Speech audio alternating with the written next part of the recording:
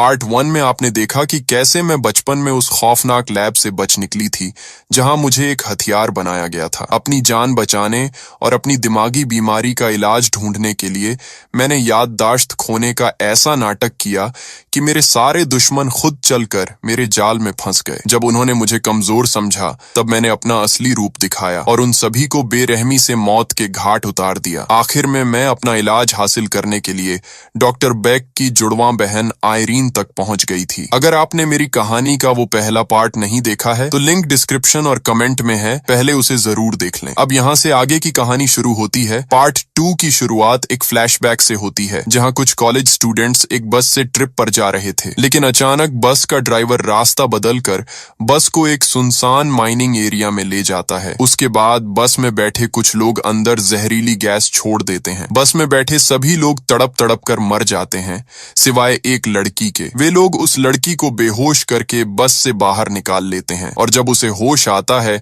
तो वो खुद को एक अस्पताल जैसी जगह पर पाती है। वो लड़की प्रेग्नेंट थी और उसके पास डॉक्टर बेक की जुड़वां बहन आयरीन खड़ी थी। होश में आते ही उस लड़की ने घबराकर पूछा कि क्या उसके पेट में पल रहा बच्चा ठीक है। आयरीन ने मुस्कुराते हुए कहा कि हाँ, वो बिल्कुल ठीक है और वो एक लड़की है, और सबसे बड़ी बात, वो अकेली नहीं है, उसकी एक जुड़वां बहन भी पैदा होगी। असल में वो प्रेग्नेंट लड़की कोई और नहीं बल्कि वो मेरी माँ थी। इसका सीधा सा मतलब था कि मैं इस दुनिया में अकेली नहीं आई थी, मेरी एक जुड़वां बहन भी थी जिसके बारे में मुझे कुछ नहीं पता था। कहानी अब वर्तमान में लौटती है। साउथ कोरिया की एक बेहद खुफिया और सुनसान जगह पर आर्क नाम की एक सीक्रेट लैब थी। यहाँ दुनिया के सबसे खतरनाक और ताकतवर म्यूटेंट्स को दुनिया से दूर कैद करके रखा गया था। ये इतने ताकतवर थे कि इन्हें मारना लगभग नामुमकिन था। उनको सिर्फ सिर में गोली मारकर ही मारा जा सकता था। इसी लैब को तबाह करने के लिए टुवू नाम के एक म्यूटेंट्स के ग्रुप को भेजा जाता है। जब इस ग्रुप ने आर्क पर हमला किया तो वहां मौजूद कोई भी म्यूटेंट लड़ने की हालत में नहीं था, इसलिए उन हमलावरों ने बेरहमी से सबके सिर में गोली मार दी और लाशों का ढेर लगाकर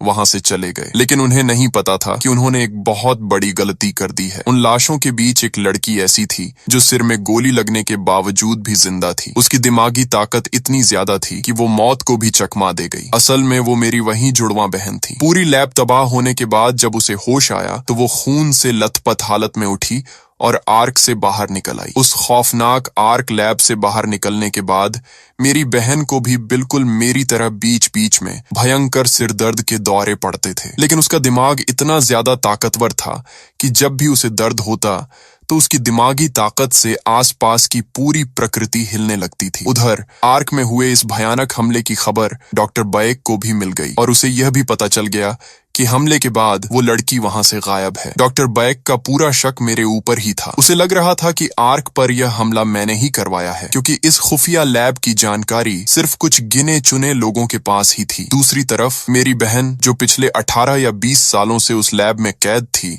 और पहली बार बाहरी दुनिया में कदम रख रही थी, वो इतने वक्त तक आइसोलेशन में रही थी कि उसके लिए ये दुनिया बिल्कुल नई और अनजान थी। उस वीरान इलाके में चलते चलते वो किसी तरह एक सड़क पर पहुंची। उसका हुलिया पूरी तरह से खराब हो चुका था और वो खून से सनी हुई थी। उसे सड़क पर अकेला देखकर वहां से गुजर रही एक गाड़ी रुकती है। गाड़ी में बैठा एक आदमी उससे पूछता है कि वो कौन है और कहां जा रही है, लेकिन वो कोई जवाब नहीं देती क्योंकि उसे इस दुनिया के तौर तरीके पता ही नहीं थे। उसके चुप रहने पर वो आदमी अपने साथियों से बोलकर उसे जबरदस्ती गाड़ी में बैठा लेता है। असल में उन गुंडों ने पहले से ही एक लड़की को किडनैप किया हुआ था जिसका नाम क्यूंग ही था। गाड़ी में बैठने के बाद भी वो गुंडे मेरी बहन से बार बार सवाल करते हैं, लेकिन जब वो कुछ नहीं बोलती तो उन्हें गुस्सा आ जाता है और वो उसके साथ बदतमीजी करने लगते हैं। यह उनकी जिंदगी की सबसे बड़ी गलती थी। पलक झपकते ही मेरी बहन ने उस गाड़ी में मौजूद एक एक आदमी को बुरी तरह से मारना शुरू कर दिया। उसने कुछ ही सेकंड में उन सब की हड्डियां तोड़ दी, लेकिन अपनी बची खुची ताकत का इस्तेमाल करने के बाद वो अचानक बेहोश हो गई। उस खौफनाक मंजर को देखकर क्यूंग ही बुरी तरह डर गई थी, लेकिन उसने हिम्मत करके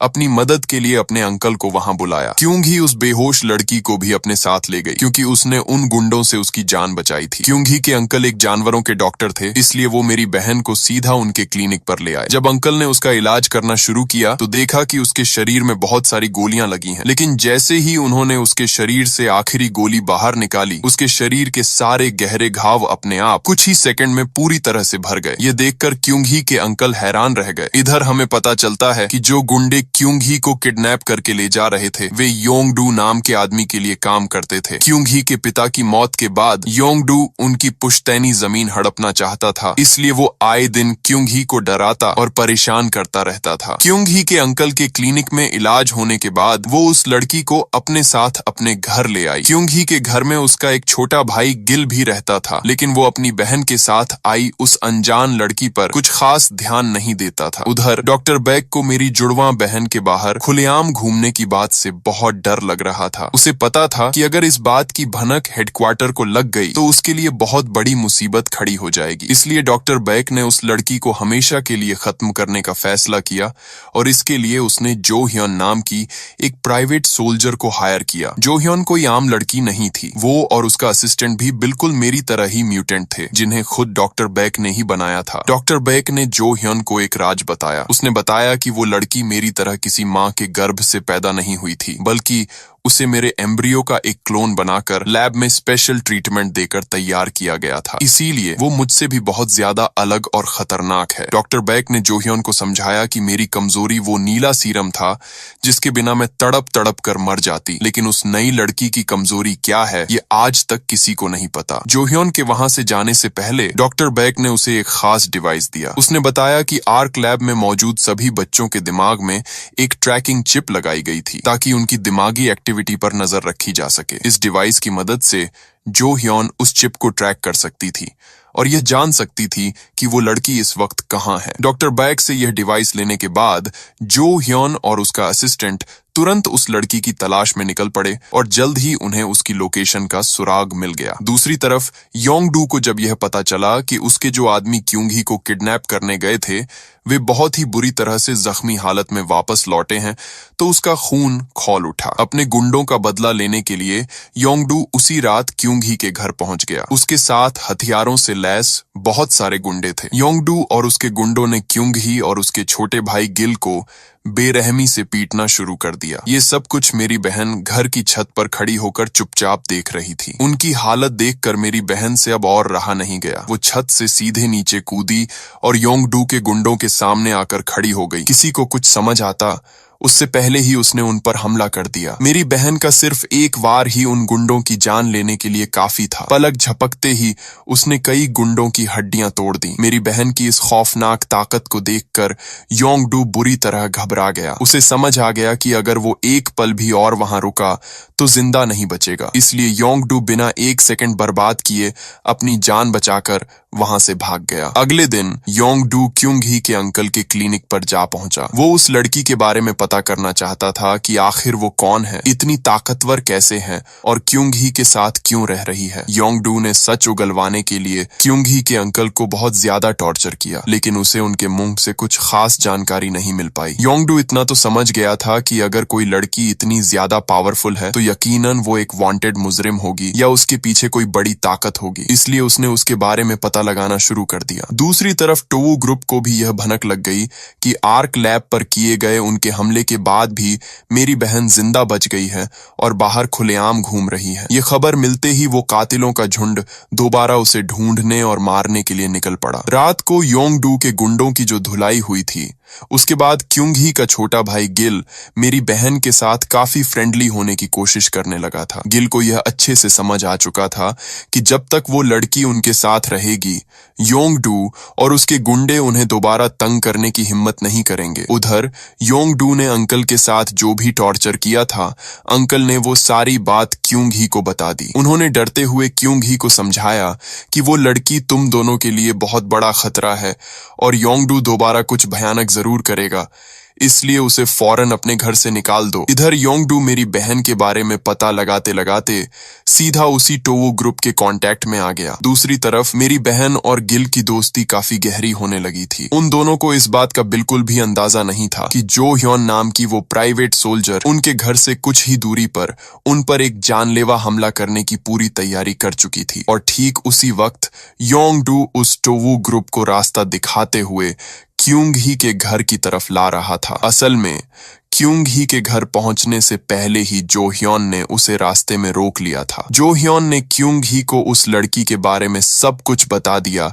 कि वो कौन है, कितनी खतरनाक म्यूटेंट है और कहां से आई है। लेकिन जो ह्योन ने क्यूंग ही से झूठ बोला कि वो लड़की आर्क लैब से जबरदस्ती भाग कर आई है और उसका दिमाग कभी भी सटक सकता है। जो ह्योन ने क्यूंग ही को भड़काते हुए कहा कि अगर तुमने उसे पनाह दी तो एक दिन वो तुम्हारे छोटे भाई गिल को भी बेरहमी से मार डालेगी। जो ह्योन ने उसे यह भी बता दिया कि हम आज ही उस लड़की को मारने आ रहे हैं। जब क्यूंग ही अपने घर पहुंची तो वो बहुत ज्यादा टेंशन में थी। उसे मालूम था कि आज रात उस लड़की पर हमला होने वाला है। लेकिन जब उसने मेरी बहन और अपने छोटे भाई गिल का प्यार भरा अटैचमेंट देखा तो क्यूंग ही से रहा नहीं गया। उसका दिल पिघल गया और उसने घबराते हुए मेरी बहन से कहा कि तुम्हें अभी के अभी यहाँ से भागना होगा क्योंकि तुम्हें मारने के लिए बहुत सारे लोग आ रहे हैं। ये बोलकर क्यूंग ही ने उसे घर के पीछे वाले जंगल की तरफ भगा दिया। ठीक उसी वक्त क्यूंग ही के घर पर योंगडू अपने सारे गुंडों के साथ पहुंच गया और उसके साथ वो टोवू ग्रुप भी आ चुका था। जैसे ही जोह्योन ने मेरी बहन को घर से बाहर निकलते हुए देखा,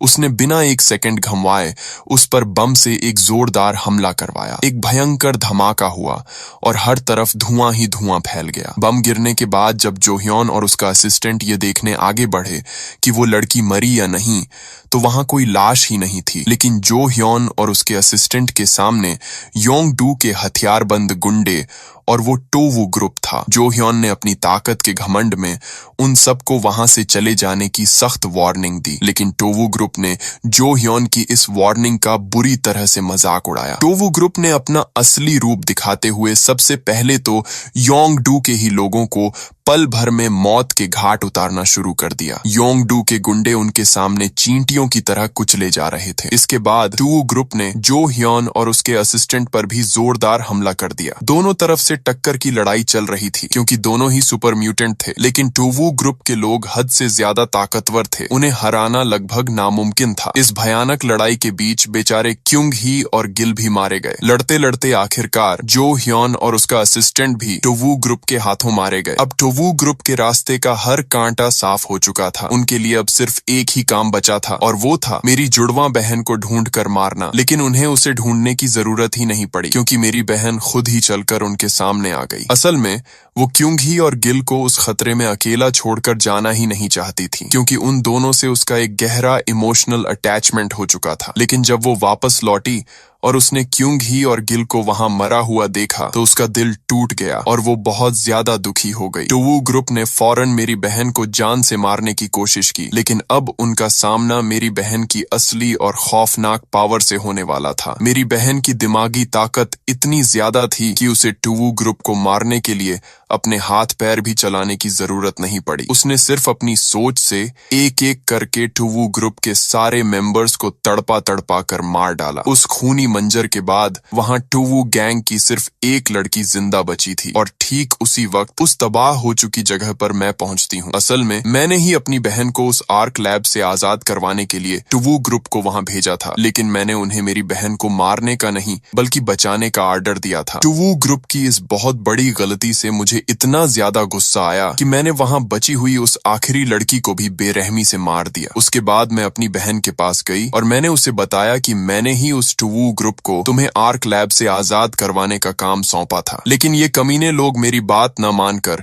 तुम्हें मारने के लिए तुम्हारे ही पीछे पड़ गए थे। मैंने उसे यह भी बताया कि आर्क लैब में मैंने जानबूझकर तुम्हारे सिर में गोली मरवाई थी ताकि मैं इस बात को लेकर पूरी तरह से श्योर हो जाऊं कि तुम ही मेरी वो जुड़वां बहन हो, क्योंकि मुझे बहुत अच्छे से पता था कि मेरी बहन इतनी आसानी से नहीं मरेगी और उसके सिर में गोली लगने के बावजूद वो जिंदा बच जाएगी। मेरी यह सब बातें सुनकर मेरी बहन ने मुझसे पूछा कि आखिर मैंने उसे उस खौफनाक आर्क लैब से बाहर क्यों निकाला। तो मैंने उसे जवाब देते हुए कहा कि मुझे हमारी माँ को ढूंढना है और इस काम में मुझे तुम्हारी सबसे ज्यादा जरूरत है। मैंने उसे अपने साथ चलने के लिए कहा, लेकिन वो मेरे साथ जाने के लिए तैयार नहीं थी। असल में वो इस वक्त सिर्फ यह सोचकर बहुत ज्यादा दुखी थी कि उसकी वजह से क्यूंग ही और गिल मारे गए। जब वो किसी भी तरह मेरे साथ जाने को तैयार नहीं हुई तो मेरे पास कोई और रास्ता नहीं बचा। मैंने अपनी ही बहन को वहां बेहोश कर दिया और उसे अपने साथ लेकर वहां से निकल गई। हमारे वहां से जाने के तुरंत बाद जमीन पर पड़े जो हियन और उसका असिस्टेंट अचानक खड़े हो जाते हैं। वो दोनों मरे नहीं थे, बल्कि अब तक सिर्फ मरने का नाटक कर रहे थे। दूसरी तरफ आयरीन को भी यह खबर लग जाती है कि हम दोनों बहनें अब एक साथ हो चुकी हैं और उसकी उल्टी गिनती शुरू हो गई है। और इसी रोंगटे खड़े कर देने वाले सस्पेंस के साथ यह कहानी यहीं पर खत्म हो जाती है। क्या मैं और मेरी बहन अपनी माँ को ढूंढ पाएंगे, या डॉक्टर बैक हमें रोकने के लिए अब कौन सी नई खौफनाक चाल चलेगी? ये सब हमें पता चलेगा